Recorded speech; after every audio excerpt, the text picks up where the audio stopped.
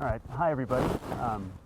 We're here with Rex Martin today in the Swiss Alps, and Rex has agreed to come flying with me for a little flight today. Thank you for being here. You're welcome. All right, you feeling okay? Yeah, so far. Okay, good, that's good. Yeah, I'm not nervous yet, but I know it will be coming. That's normal. I would be worried if you weren't nervous. And I apologize about the beard. It's not very aerodynamic. It might slow us down a bit. But anyway, yeah, we'll see. Are you ready? Yep. Okay, 3, 2, 1. Run forward. And go. And we're up. Perfect, we're off. Now don't mind us flying so close to the cliffs here. Yeah, you're saying that a little late. I'm just riding, basically like surfing here. Just riding the air up. Yeah. You feel these little bumps. Now, being a brass player myself, you can't study and become a professional player without hearing a lot of stuff about the Chicago style. And now you studied in Chicago and then went on to play with the Chicago Symphony Orchestra for many years. You've played with all the legends that were there, including Adolf Herseth, Bud Herseth, Dale Clevenger, and of course your mentor and teacher Arnold Jacobs. Mm-hmm. Would you mind talking a little bit about Jacobs, Mr. Jacobs, and maybe your sort of first experiences with him and his teachings, and how was it for you?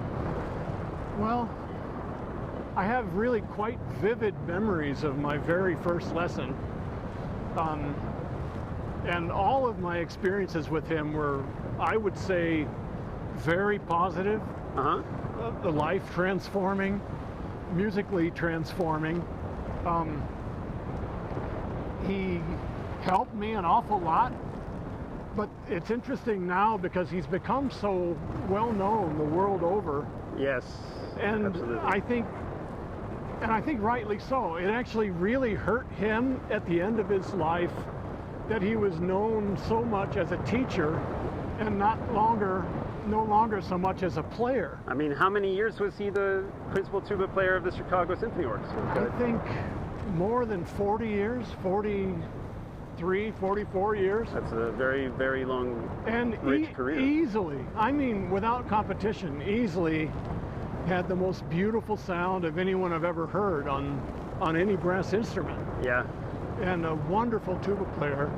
One of the few people that I've known on any instrument, but certainly on the brass instruments, one of the few that I've ever known with no technical limitations. That's none. That's quite a statement. I mean, yeah, that's really impressive. And to say that, and of course you have first-hand experience. Yeah, and as a teacher, he also was the finest teacher of any subject that I've ever known. I see. I don't know how he compares worldwide to other teachers of other subjects, the way he compares, musically as a tuba player. But of the teachers I've known, he was easily the finest. And I think partly it was a really wonderful sense of empathy. Mm-hmm.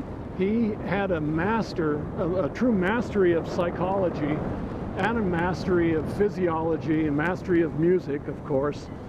But I think it was his mastery of psychology that made him the teacher that I know. I see. Okay. And he had psychology as in how he could instruct the students. Yeah, and empathy in terms of always seeming to know what the student was thinking. And every student he ever taught probably had the same feeling, like, how did he know that I was just thinking that? And every student that I've known has talked about that. But I went to my first lesson already as a pretty advanced player. I was only 19, but I was kind of without many, limitations myself at the time. I see. Could play the instrument, could play all the music that I'd been needing to play at that point. I think was quite advanced, and in fact he told me at my first lesson that I was perhaps the finest tuba player he'd ever worked with. So you in the very first lesson, and he like continued to fill me up with air like that, more and more and more, and getting my ego swelled up even more. And filling then, a tuba player up with air. That's a good.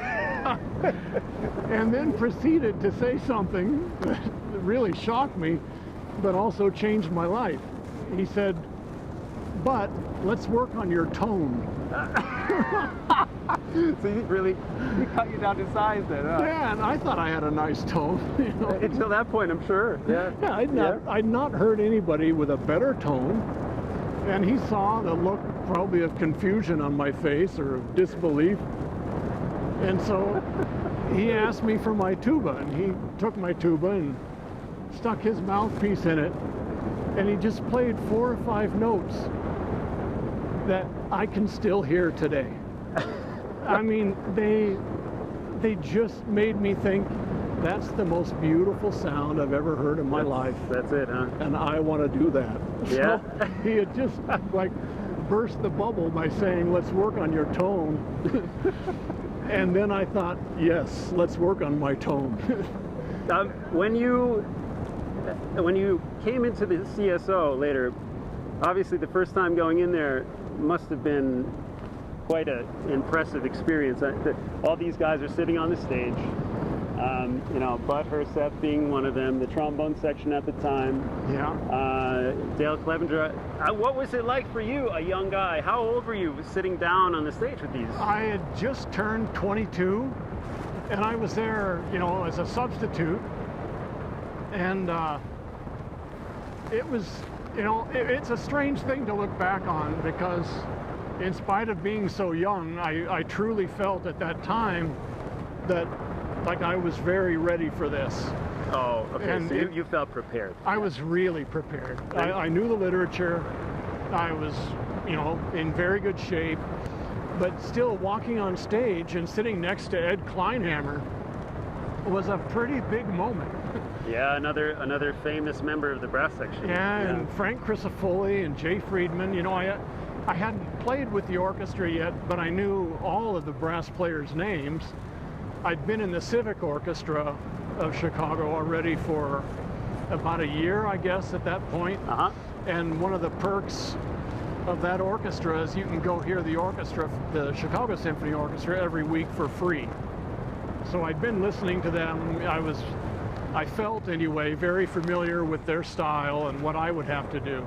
Uh-huh. So there is one memory. The very first piece that I played was Symphonie Fantastique, and the other tuba player was the other guy from the Civic Orchestra. He was playing second tuba, and I remember thinking, walking on stage, getting ready, and you know, it begins with 3 tacit movements, as you know. Yes. And I remember seeing Frank Crisafulli, you know, one of my idols, but meeting him for the first time, and he was sitting there saying 4, 4, 4, meaning 4th movement. Oh, Trying to communicate to the conductor, go to the 4th movement, so we can play the 4th and 5th movement and go home. And for me, I thought, wow, even like these older men are acting just like kids, you know, and acting just like we would have done in school or in the Civic Orchestra. Yeah, you have to have a sense of humor in there, I suppose. And he really did. And another very vivid memory is we didn't start with the 4th movement. We started with the 1st. Not too bad for you guys. But the very first note that I had to play was a D natural below the bass clef, and I played it well, and I thought, aha, I'm off to a good start. Yeah. And I still remember that, like not cacking the first note of my professional career. Like, woof. Yep, I think, okay, got the first one, got the second one, okay, now we're going. And I felt, wow, playing with those guys was way easier than playing with anybody else I've played with before or since. Sure, yeah, sure. And I think for a lot of reasons. that playing with people who are better than you and more experienced than you, it just gives you a really easy style to fit into, a great pitch and a great balance to fit into. Everything is easier, right? Everything. It's maybe not so easy for younger students playing in a student orchestra trying to find themselves. Yeah, it's a lot easier playing with better players. And how, I mean, one of the absolute legends of brass playing and trumpet playing is Bud Herseth, of course. Yeah. And could you share some reflections on what it was like to share the stage with him? What was it like playing with Herseth?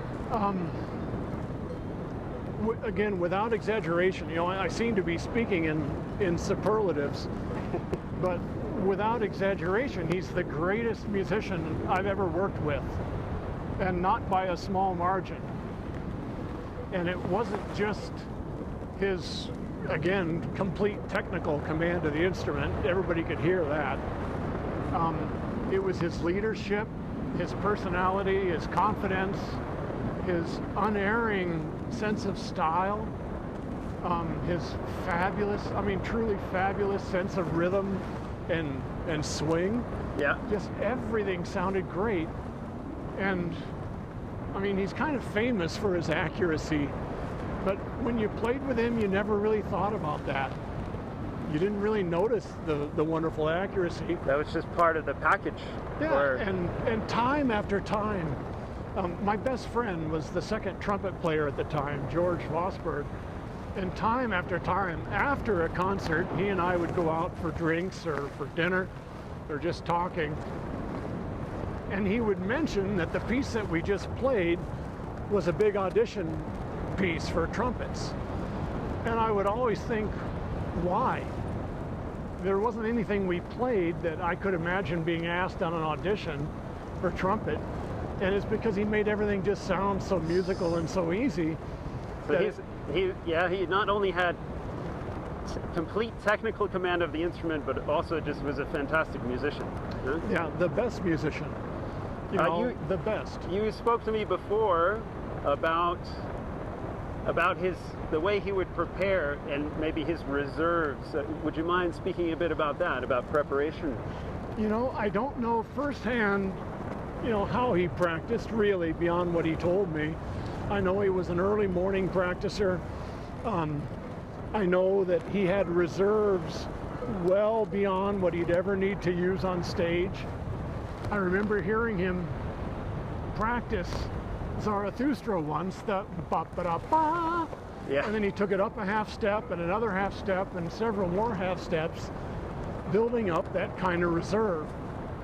But I rarely heard him practice things like that. I think if he practiced more like that, it would have been at home. Yes. Not in front of the colleagues, maybe. Yeah, not in front of his colleagues. What I heard him practice, which would have amounted to many, many hours, probably more than 100 hours of practicing, would have been on tours and before concerts. Because on tour, as you know, you don't get to see your instrument until just before the concert. Right. Maybe 3 or so hours before the concert. Right. And I learned much of how I practice from listening to him practice. And I never heard him play something that he couldn't already play beautifully. Everything he played, he'd been playing for years. And it was always etudes. Oh yeah. Nothing but etudes. And not like orchestral excerpts or solos or something like this. No, Etudes. just etudes. He would draw from, again, what George Vosberg would call his, 50 greatest hits. Yeah.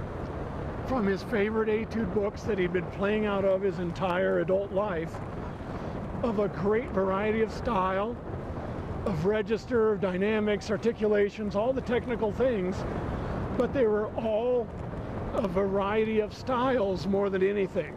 Sure, so he could keep sort of everything working in a sense. Without ever thinking about it and without ever drawing attention to it to himself. So for instance, he'd play etudes maybe out of the top tones for the trumpeter, or he'd play out a lot of etudes out of the Charlier book, and he'd be working on sound, on range, on slurring, whatever technique he felt he needed to use, but it was always in a piece of music. And that's how he played. And he would play maybe 20 minutes or so, and then take a little break, come back and play another 45 minutes, and then he'd go get some, maybe a light dinner and change his clothes, come out on stage, and he wouldn't play very much, maybe a couple little fanfares or a couple of more little etudes, and then play the show. Okay. Yeah. And I'd say with only one exception, one wonderful exception, one of the horn players, nobody that in those years, nobody that I knew ever played anything else. That was how they practiced, that's how they stayed in shape.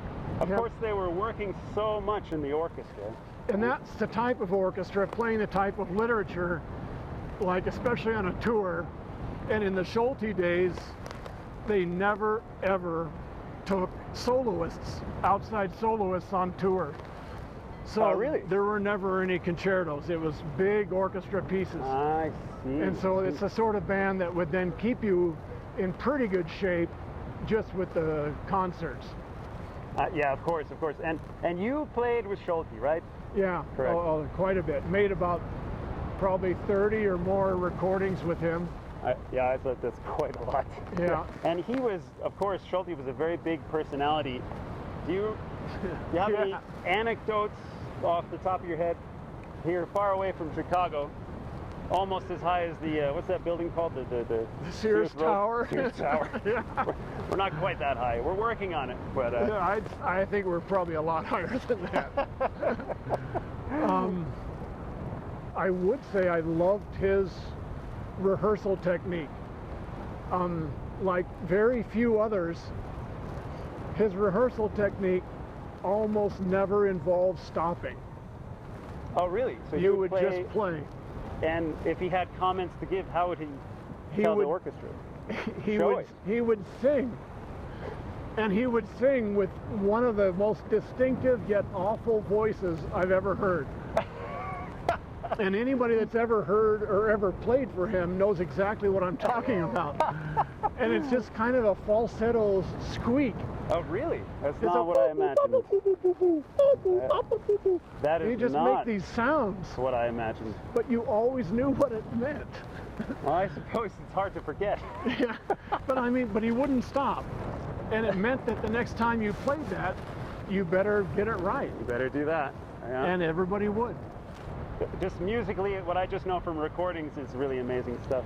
Yeah, there is one little thing I would say, is that of all the conductors I've played for, he probably had the greatest sense of rhythm and the greatest feel for rhythm of any conductor I've ever known. Wow. And I would say perhaps the only conductor I've ever played for whose rhythm was every bit as good as the members of the orchestra. And that's a big compliment, because that was an orchestra known for its rhythm. Yeah. Now, Schulte came, correct me if I'm wrong, did he come directly after Fritz Reiner, or? No, Jean Martinon was in between. I see. Who actually, I think, made some of the finest recordings of that orchestra. There's a recording that he made of Nielsen's Fourth Symphony that you would probably love. It's probably my favorite example of how a bass trombone and tuba can sound. Very good. Was that like one? Was that Jacobs and Kleinheimer? Yep. Yeah, of course. Yep. They're just marvelous together. Now, of course, Fritz Reiner was there. A lot of people credit him with forming the Chicago Symphony into what it became. Did you experience that, or you certainly experienced the players who worked with him? Could you maybe speak a little bit about that era? Yeah, because I would say the first time I ever played with that orchestra, which was 1982, I think something like 75% of that orchestra had been hired by Fritz Reiner. That's really... He'd been dead for almost 20 years, but you got to keep in mind he'd fired almost everybody in the orchestra. And so it replaced them with young people. So some of those that had been hired with him were just in middle age. Yeah, sure. And the older ones had all played for him. And it's interesting when I go back and listen to recordings that Reiner made, and not just with the Chicago Symphony, but they're among the few from the 1950s that still sound like a modern orchestra today. Whereas many of them from that period you hear, especially with the woodwinds, but also some of the brass, they really sound more like a different style than what people would use today. A different sound. Yes, yeah. Different vibrato. Yeah, I know what you're. It's very interesting to listen to orchestras from the 30s, but even the 40s, Yeah. 50s. It's a different sound than what we hear today. Yeah, and they still sound like the way orchestras sound today, I think. And I think that Reiner had to be a part of that. I will say that all of the people in that orchestra, you know, among all of the great advantages that they had, one of the big advantages is that they got to play with so many of the great soloists and so many of the great conductors of of many generations. Hearing absolutely great quality. Right? Yep. And just great interpretations of the best music. But nobody liked Reiner. They all hated him. They all feared him. He sounds like a dictator, no? Yeah, he really was. And Jakes always said, Mr. Jacobs always said he was a sadistic person. And Ed Kleinhammer said that the night they found out that he had died, he thought there was probably a run on all the liquor stores in town. All the members of the orchestra went out to celebrate. Wow, that's and Herseth, it's dark, but it's funny. but Herseth did say that he was the finest conductor he ever played for.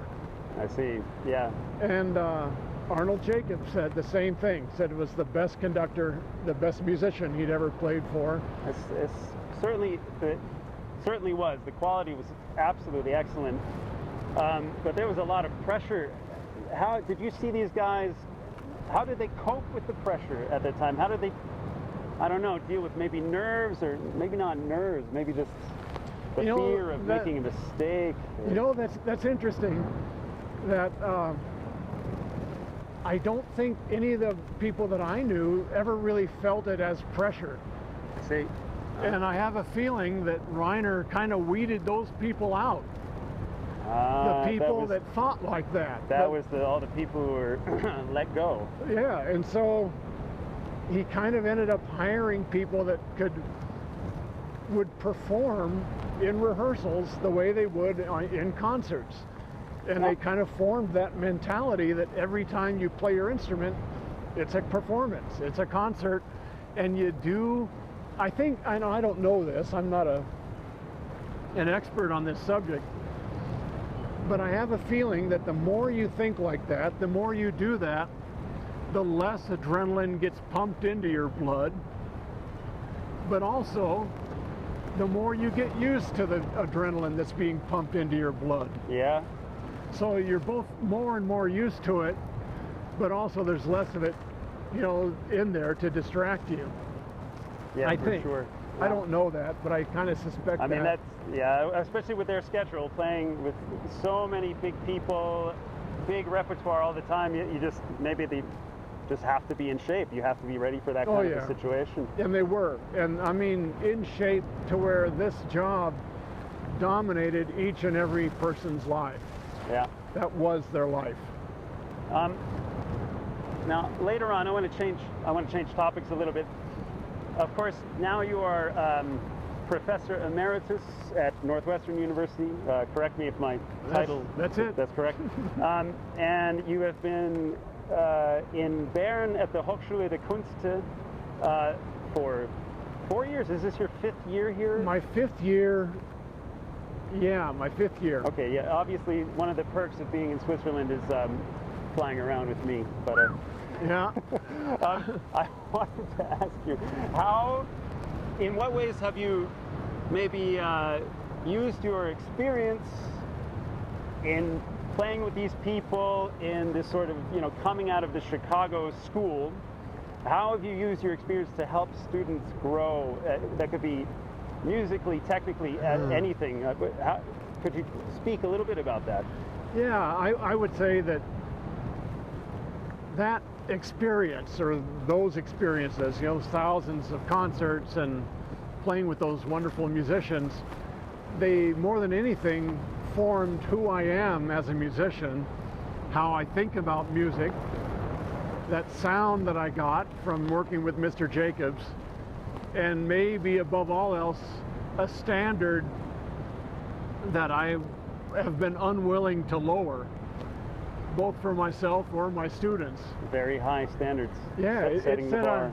Yeah, and I think that the standard that Mr. Jacobs wanted me to play to was basically just the standard of Adolf Herseth. I see. So Jake, of course, that's what Mr. Jacobs was used to listening to. And that's what he wanted to do himself. And it took me a lot of years to even understand what that standard was, but I think I've come to understand that standard and to really cherish that, and to realize it's more than anything just a standard of excellence. Of course. And it's kind of excellence in all aspects of music. Yeah. Yeah. And that's probably what I carry with me, and what I then try to share with my students. My way of teaching is very different than Mr. Jacobs. It's based on my own life, my own experiences, of course, yeah, not a carbon copy. No. Yeah. There's certain aspects of it which are very much like Mr. Jacobs, but my way of delivering the information is different. The information itself is probably the same, but how I deliver it is different. Yeah. Well, for every musician, but especially for brass players, the sound is absolutely critical. Yeah. I mean, if you don't have a good sound, you're probably not going places as a brass player, as a tuba player, or whatever. Yeah, even a non-pitched instrument like the tuba. Yeah. You heard it here first, folks. How is there maybe it's perhaps a little bit difficult to give an example here. We're not in a musical setting, so to speak. We're in nature, but how do you help students develop their sound? Is there maybe, can you shed some light on that subject? Yeah. It's actually the easiest way of all is imitation. Yeah. I don't think anybody can ever truly get a world-class tone on a brass instrument if they've never heard one. Yeah, of course. And even the greatest sounds I ever heard, like Arnold Jacobs or Adolf Herseth, when I hear recordings of their teachers, that's their sound. Yeah. They both sound like their teachers sounded. And that goes back to probably generations before those teachers. And everybody just keeps it going and then refines it, makes it their own. So a lot of demonstration. But one of the things that I actually struggled with in my early lessons with Arnold Jacobs was being able to hear when I was really truly capturing the sound he wanted me to make, because I wouldn't always recognize it. Yeah. It sounded like my sound. Yeah. To me. And eventually my ears or my brain got tuned into that better, and I learned to hear it and I learned to recognize it, and that actual memory of that sound is then what served as the model to call it up again. And that's really years and years of listening and developing that, isn't it? Well, at least months and months and months for me. I see. I don't think that took me years, but it probably took me close to a year. Sure. But what I've developed since then is using some audio software where students can actually see their sound. Like when one makes a recording, you see these sort of sound waves on a computer That's screen. part of it. Okay. Part of it would be that. I would use that more for articulations, but for the actual sound itself, the sound is broken up into octaves and partial octaves, where you actually see your fundamental and all of your Nice. overtones. I see. Okay. Because the youngest students, and I'm talking like 18 to 20, Yeah. they almost all struggle to hear the difference between their really good sound and their best sound. But they can all see it. And once they see the difference, they now almost immediately associate the sound with that, and they can then reproduce it again more See. quickly. This, what you just said, the best sound. This is something I've heard from sort of the Chicago, quote unquote, the Chicago school. Can you talk about that? Maybe something students should be thinking about in the practice room, what should they be trying to achieve? Well, there are several aspects you could break it down into. Uh-huh. And one of them I would say would be a sense of clarity. So that the sound is clear, that you're not hearing a lot of fuzz and, junk in the sound. Junk in the sound, yeah. You also want it to be big. At least I want it to be big. Yeah. I'm not a fan of small sounds. I like a big sound on the tuba, yeah. Yeah, but I like a big sound on a trumpet and a horn and a trombone. Really It's like feeling it. just a really beautiful big sound. Yeah. And that's hard to master. I also like an unforced sound, Yeah. so that you're not hearing the strain, you're not hearing somebody push, because once you're doing that, you're changing the character of the sound, moving away from the fundamental and the first overtone or two, and you're emphasizing the upper overtones and de-emphasizing the actual fundamental of what your note should be.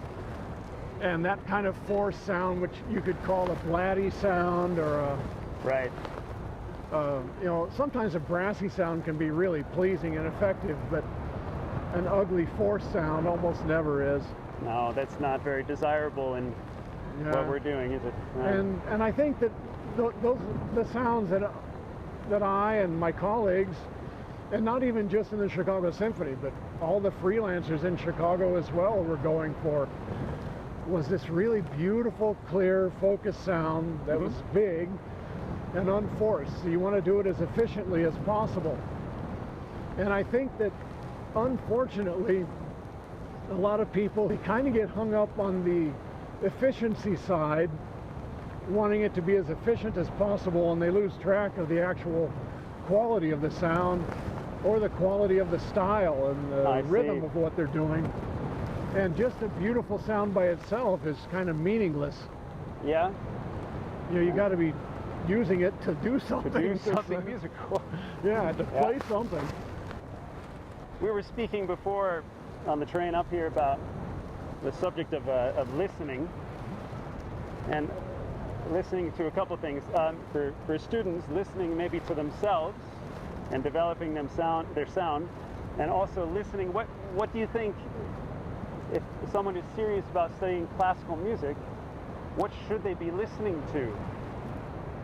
Live concerts, recordings, old recordings, new stuff, recording them themselves? Yeah, I'd say all of the above. Maybe hearing really not just live music, but live music with the very best players you possibly can find. I see. That's the key, is hearing the best. Again, the highest standard. Right? Yeah, I remember many examples of hearing performances that were not the best, and I really didn't learn much from it. And one of my teachers in college, a music theory and history teacher, or music history, I guess,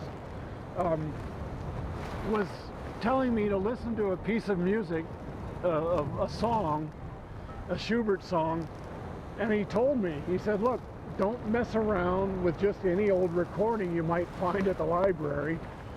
Get Dietrich Fischer-Dieskau and be done with it. Like, just go for the best. Go for the absolute best. Don't waste your time. Yeah. And I think that actually, that's really good advice. And I don't think at that time I really knew how great Fischer-Dieskau was. It took me a lot of years to hear music that way. Yeah.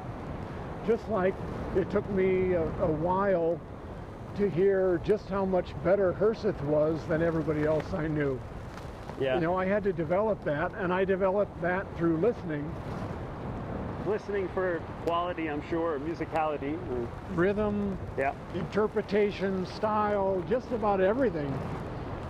Because I think young students, they're doing more hearing than listening. And I think they need some instruction on just what to listen for. And when you listen to the greatest players, you are hearing tone quality, you are hearing rhythm, you are hearing style, you're hearing nuance, and you sometimes need to learn all those at once, and sometimes you have to learn those one at a time. Yeah. And sometimes you need to focus on them one at a time and make that really, really excellent. Yeah, it's almost, it sounds like you have to focus on listening as much as you focus on the technical aspects of your instrument. Yeah, and then in the end, maybe one of the best pieces of advice that I ever received from Arnold Jacobs was, it's better to listen to what you want to sound like than what you actually sound like. Yeah. And that's what I do. When I'm playing my instrument, I know it sounds weird, but I'm not really listening to it because I know what it sounds like. Yeah. And it's been years, decades since I've really thought much about the instrument while I've played it. Mm-hmm. It's just there. It's just a hindrance more than anything. I notice it when I have to carry it. I'll tell you, I'm happy I don't play the tuba for that reason. Yeah. Oh yeah. Good. All right, we are out of battery. Really? Out of yeah. I think the camera I have to go change the batteries now. That was 50 minutes. 5-0? Yes. Wow. How do you feel, by the way? A little weird. Are we off camera now? Yeah, we're off camera now. Off camera and not thinking about these things makes this a really much more enjoyable experience. I'm sorry. No. It's just that because I'd be like lost in my thoughts and then thinking, Jesus, there's a rock wall next to me. Well, here we are on the landing field. We survived everything. Rex, thank you very much for coming. Oh, thank you. Thank you. And I hope everyone there enjoyed it as much as I did. And join us, please, next time for the next edition. All right. I have to do the high five, the obligatory high five for every passenger. Rex, thank you. It was really cool. Really awesome. Thank you, Justin. All right. See you guys. See you. That's what I forgot to